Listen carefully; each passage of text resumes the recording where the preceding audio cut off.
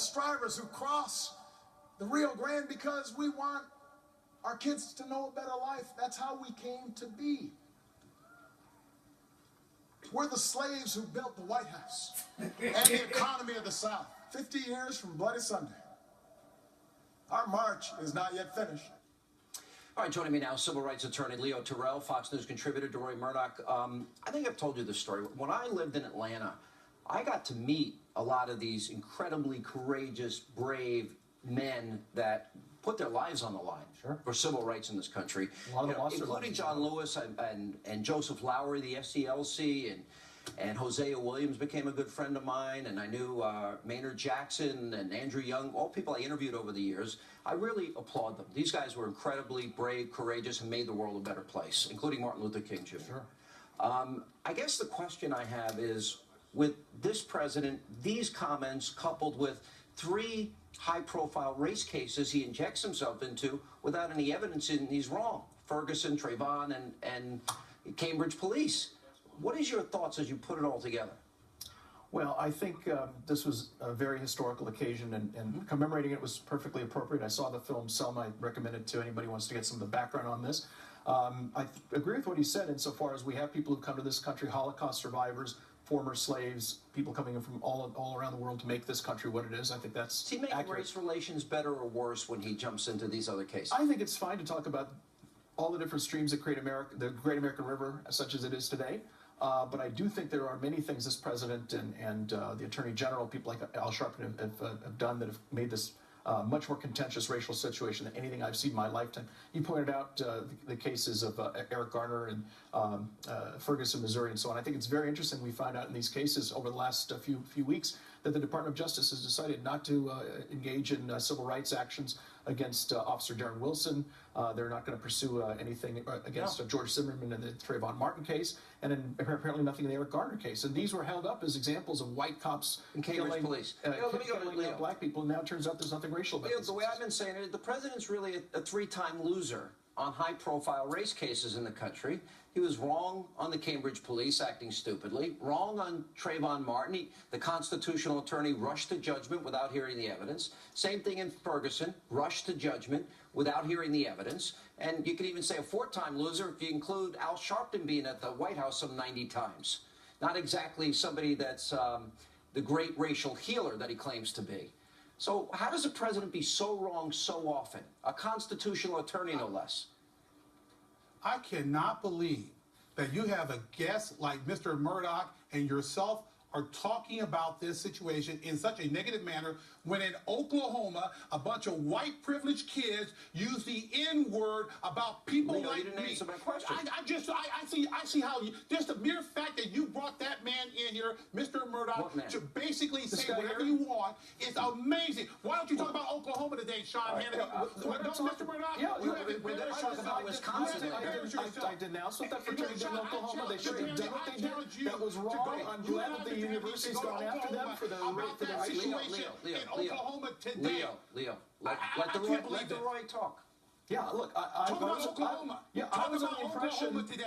under the impression we were going to talk about the Selma March, the commemoration of Bloody Sunday. We're talking about racism. We're talking about how Selma has not resolved everything. I agree with you. What that fraternity did was wrong. I believe they've been decertified. Why did you bring it up? You brought it up. I didn't bring it up. We were talking about Selma. We're talking about the Selma March. I was asked by Sean, the anchor here, a question about Selma. I answered a question about Selma. If he'd asked about Oklahoma, I would have answered about Oklahoma. You brought up Oklahoma, and I didn't. I agree with you. I denounced what the fraternity did. The university was correct. It was correctly certified. I don't disagree with you on Oklahoma. So you're yelling at me about a disagreement that I don't have with you. Leo, you got to calm down. You didn't answer my question. I'm asking you. Hang on. You didn't answer my question. I'm going to ask it again. Why don't you and I go to Oklahoma? The president, maybe I will, but I agree with, I'm with you and DeRoy.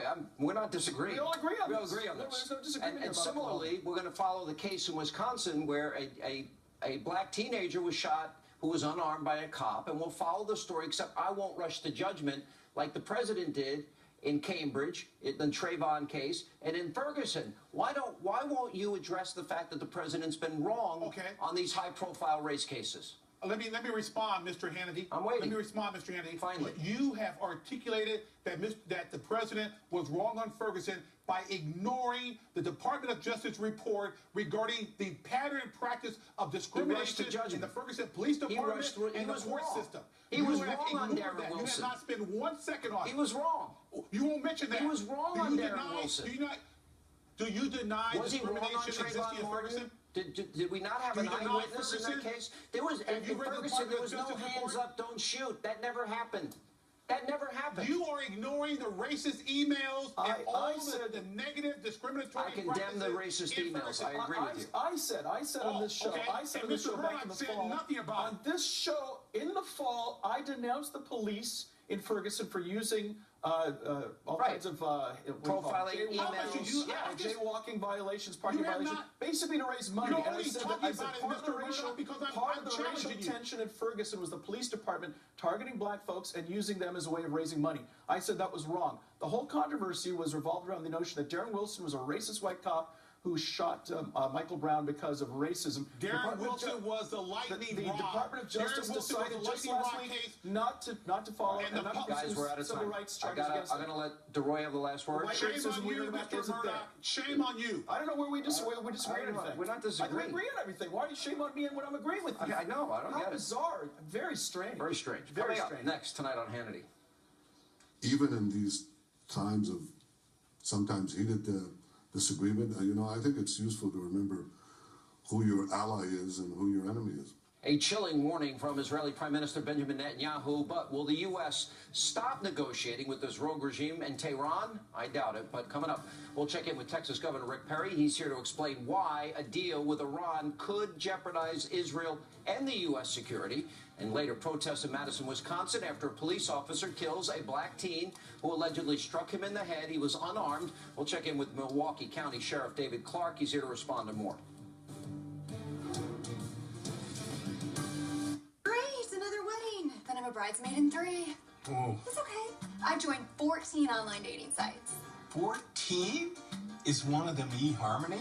I don't have time for all those eHarmony questions. Beth, do you want fast or forever? Only eHarmony.com takes the time to find you that perfect someone. Another invite. Oh, and here's the dress. eHarmony.com. Stop waiting. Start communicating for free today. You owned your car for 4 years. You named it Brad. You loved Brad. And then you totaled him. You two had been through everything together. 2 boyfriends, 3 jobs. You're like, nothing can replace Brad. Then Liberty Mutual calls. And you break into your happy dance. If you sign up for Better Car Replacement, we'll pay for a car that's a model year newer with 15,000 fewer miles than your old one. See car insurance in a whole new light. Liberty Mutual Insurance. Okay, so this is me. I use artificial tears often. But when my eye doctor said I had a disease, that got my attention. You have a disease called chronic dry eye, caused by reduced tear production due to inflammation. I do too.